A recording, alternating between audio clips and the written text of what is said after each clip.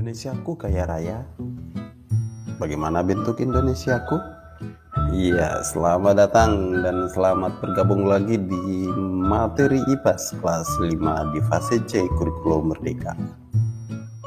Pada video kali ini kita akan belajar tentang bagaimana bentuk Indonesiaku. Nah, kalian pasti penasaran nih, seperti apa bentuk negara kita? Ya. Namun sebelum kita belajar, kita kenali dulu bahwa tujuan pembelajaran kita lewat video ini yaitu menelaah kondisi geografis wilayah Indonesia sebagai negara kepulauan atau maritim dan juga agraris, serta mengidentifikasi kekayaan alam.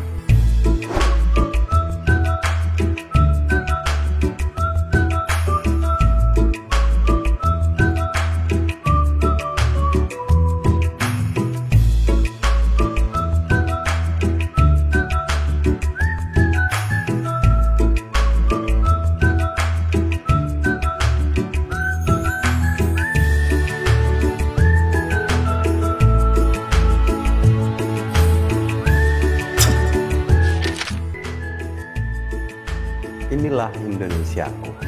Inilah Indonesia kita yang kaya alamnya. Negara kita selain memiliki kekayaan di perairan, negara kita juga memiliki kekayaan di daratan loh. Nah, apa saja kekayaan alam kita?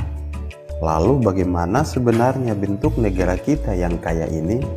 Yuk, mari kita pelajari bersama lewat video ini. Ada satu pertanyaannya seperti ini. Pernahkah kalian melihat peta? Oh ya, pasti kalian sudah pernah melihat peta dan bahkan juga pernah menjelajah peta. Ya. Nah, apa saja kekayaan alam kita? Lalu bagaimana sebenarnya bentuk negara kita yang kaya ini? Yuk kita pelajari bersama lewat video ini. Nah, pernahkah kalian melihat peta? Umumnya, peta digunakan untuk menggambarkan kondisi geografis suatu wilayah pada bidang datar dengan skala tertentu. Nah, biasanya seperti ini.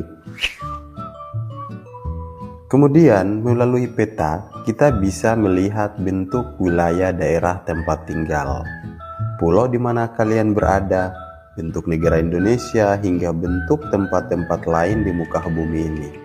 Banyak informasi yang bisa kalian dapatkan melalui sebuah peta. Yuk kita pelajari bersama informasi apa sajakah itu. Ada informasi-informasi umum yang biasanya tercantum dalam sebuah peta. Mari kita perhatikan gambar peta di samping kanan ini.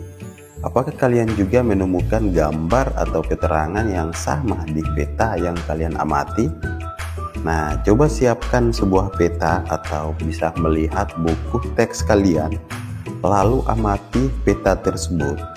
Biasanya peta ini terdapat beberapa informasi. Apa saja informasinya? Ya, bisa kita lihat ada juga judul peta, ada skala di dalamnya, ada legenda, ada tata warna, ada juga peta sisipan. Ya, seperti ini tampilannya.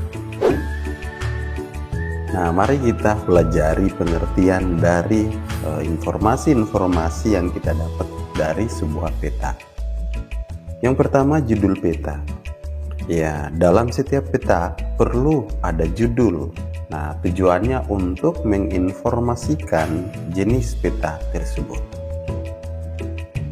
Peta juga terdapat arah mata angin. Ini manfaatnya sebagai alat bantu untuk menentukan arah mata angin dari peta, agar supaya orang yang melihat peta itu dengan mudah melihat arah mata angin. Yang berikut ada juga skala. Ya, skala ini perbandingan ukuran sebenarnya gambar dengan keadaan yang sebenarnya. Nah, kemudian ada simbol, yaitu tanda pada peta untuk mewakili kondisi sesungguhnya. Contoh simbol gunung, ya, simbol sungai, kota, provinsi, atau kabupaten, dan juga sebagainya. Ada tata warna, yaitu penjelasan simbol warna sebagai penggambaran keadaan tempat di sebuah peta. Seperti warna biru, yaitu untuk menggambarkan wilayah perairan atau ke laut. Kemudian warna hijau untuk daratan rendah, dan kuning sampai ke coklat itu untuk daratan tinggi. Ada legenda. Nah, legenda ini yaitu untuk menjelaskan keterangan simbol pada suatu peta, atau bisa juga pada gambar lainnya. Ada juga peta sisipan loh, peta yang lebih detail yang disisipkan pada peta umum atau peta utama.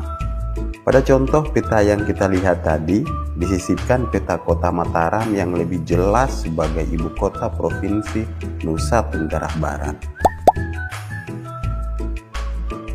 Nah, berdasarkan peta di samping ini, kita bisa mendapatkan beberapa informasi mengenai Provinsi Nusa Tenggara Barat, yaitu satu merupakan wilayah kepulauan. Ya, ini tergambar dari gambaran peta ini ya. Kemudian sebelah utara berbatasan dengan Laut Flores. Ya, kemudian sebelah selatan berbatasan dengan Samudra Hindia. Sebelah barat dibatasi dengan Selat Lombok, sebelah timur dibatasi dengan Selat Sape. Ya, kenapa ini kita bisa mengetahui? Karena di peta tersebut terdapat arah mata angin yang menunjukkan titik lokasi mana timur, mana barat, selatan, dan juga utara. Kemudian terdapat wilayah dataran tinggi dan dataran rendah. Nah, dari mana kita bisa lihat? Ya, karena ada gambar warna atau tata warna yang menjelaskan dataran tinggi, dataran rendah, perairan atau laut. Kemudian memiliki gunung berapi seperti Gunung Rinjani, Gunung Tambora, dan lain-lain. Nah, ini bisa kita lihat dari simbol ya. Simbol yang ditampilkan di peta tersebut. Nah, mari kita pelajari letak geografis Indonesia. Apa itu letak geografis? Letak geografis adalah lokasi suatu tempat berdasarkan keadaannya di atas permukaan bumi. Lihatlah peta Indonesia. Berdasarkan peta Indonesia tersebut, bagaimanakah kondisi dan letak geografis negara kita? Nah, salah satunya adalah Indonesia negara maritim. Negara maritim adalah negara yang sebagian wilayahnya berupa perairan atau memiliki kawasan laut yang luas. Ya, dengan ciri-cirinya yaitu satu, memiliki wilayah laut. Kedua, memanfaatkan laut untuk kesejahteraan rakyat. Yang ketiga, memiliki transportasi laut. Keempat, memiliki perdagangan laut. Kelima, memiliki armada militer laut. Ini ciri-ciri negara maritim. Laut Indonesia yang luas memiliki banyak sekali manfaat. Apa sih manfaatnya? Nah, pertama itu adalah sumber ikan dan makanan laut lainnya. Yang kedua, tempat wisata laut atau wisata bahari. Yang ketiga, energi alternatif yang dapat digunakan seperti untuk pembangkit listrik tenaga angin. Yang keempat, penghubung antar pulau. Yang kelima, sumber daya lepas pantai seperti minyak bumi dan gas bumi. Juga sebagai sumber garam, dan yang terakhir adalah sumber ilmu penelitian di bidang kelautan. Negara maritim dan negara agraris. Ya, kita sudah pelajari Indonesia sebagai negara maritim. Nah, sekarang kita akan pelajari juga Indonesia sebagai negara agraris.